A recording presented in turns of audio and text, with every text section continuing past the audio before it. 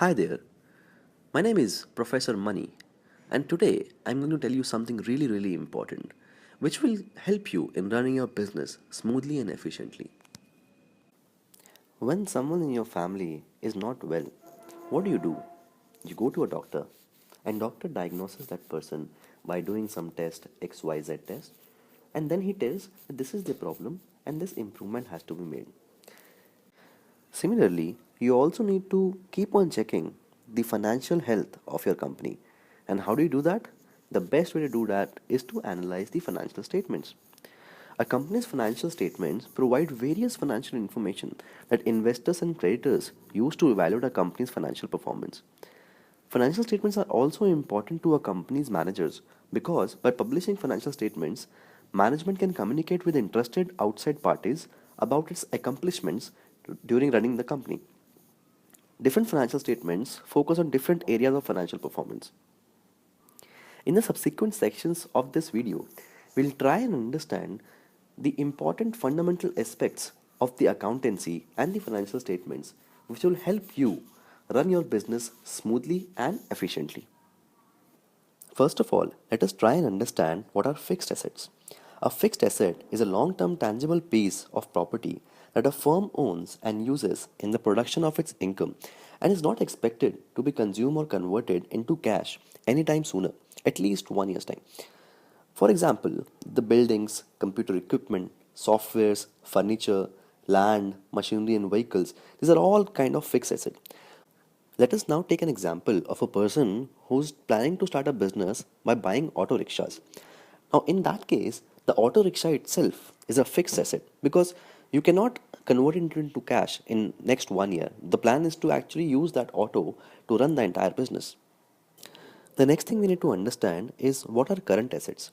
So, current assets are those assets which we can reasonably think that they will be getting converted into cash within next 1 year. So, for example, current assets include cash and cash equivalents, account receivables, inventory, marketable securities, prepaid expenses, and other liquid assets that can readily be converted into cash. Now, taking an example of a person who is starting an auto business. So, that person buys an auto that we already discussed is a fixed asset. But here, if he has, like, let's say 1 lakh rupees in his bank balance, so that 1 lakh rupees is considered to be a current assets. So, understanding current liabilities, essentially, these are bills that are due to creditors and suppliers within a short period of time. Normally, companies withdraw or cash current assets in order to pay their current liabilities. When we say short period of time, what we mean is like 1 year's time. On the other hand, long-term liabilities in accounting form a part of section of balance sheet that list liabilities not due within the next 12 months, including debentures, loans, deferred tax liabilities, and pension obligations. So now when we combine the assets and the liabilities on a piece of paper, we call it a balance sheet. The balance sheet highlights the financial condition of a company and is an integral part of the financial statements. It tells you how much a company owns its assets and how much it owes its liabilities. Since now we have understood an important financial statement, the balance sheet, let us now move forward to understand a profit and loss statement.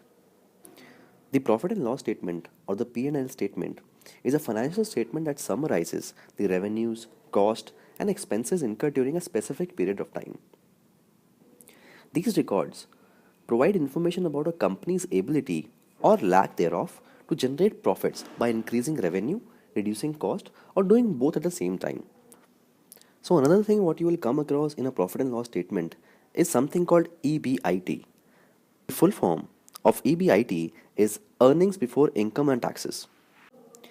EBIT measures the profit a company generates from its operations, making it synonymous with operating profit. By ignoring tax and interest expenses, it focuses solely on a company's ability to generate earnings from its operations, ignoring variables such as tax and capital structure.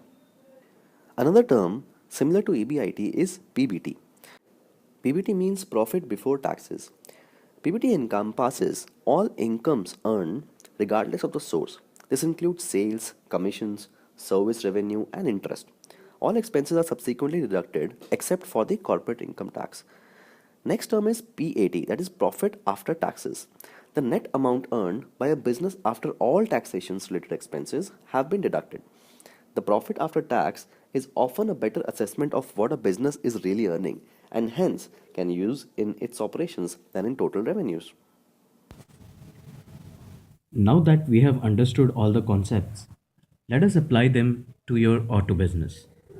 We'll be going step by step to build your balance sheet and P&L statement, that is your profit and loss statement. At first, you took a loan of 1,50,000 from your wife at an interest rate of 15%. This amount becomes your long-term borrowings because you have borrowed this loan for more than 12 months and will be listed on the liabilities side. Since you have paid 7,000 at the end of day 1 of that loan, this will be reduced and your final amount due would be 1,43,000 on the liabilities side. Next, you buy an auto for 1,80,000. This auto will be used for more than a year, hence, it will come under the fixed asset. But this auto will also depreciate in its value of 90,000 over a year. Hence, we can calculate the 2-day depreciation of this auto, which comes out to be 493 rupees. Thus, the asset value on 31st March would be 1,80,000 minus the depreciated amount of 2 days, that is 1,79,507. Next, you buy a diesel for 250 rupees.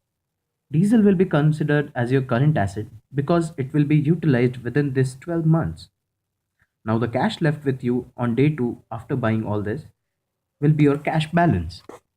Your cash balance will 12,800. Thus, the total assets with you, including the auto and your cash, would be 1,92,557. This is your asset side that is currently with you as a balance sheet.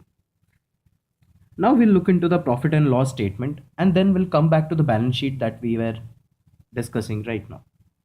On the day 1, you paid 100 rupees as a wage to Ram. Because you spent it, it will come under expenses in the profit and loss statement. Other expenses will be 150 for diesel, 100 paid as a compensation for running over the chicken, 100 as fees for the auto union, and 493 will be your depreciation expense for 2 days that we were calculating right now. These are the amount which you have paid to someone or you have spent while running your business and hence will come under expenses.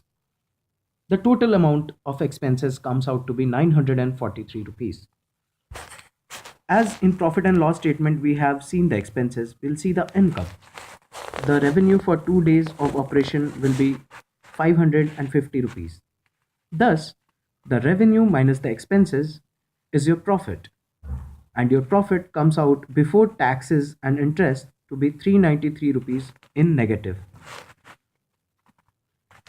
The negative means losses. Interest charges for the loan that you took may be 123 rupees for 2 days. Thus, after deducting the interest from the profit, it comes out to be negative 516 rupees. Since our profits are negative, we need not to pay any tax. That is, the tax paid is zero. Hence, our net profit becomes 516 rupees negative. Going back to the balance sheet, as we were discussing, our interest charge 123 will come under current liabilities because that interest is supposed to be paid within 12 months. Under long-term liabilities, we will have the amount we invested ourselves, that is 50,000, and as we took 50 rupees for our sales on the first day, hence the final amount that we invested ourselves will be 49,950. Since our net profit is negative, it will be included under the liability side. Thus, we have seen that we have matched the assets and liabilities and successfully made our balance sheet.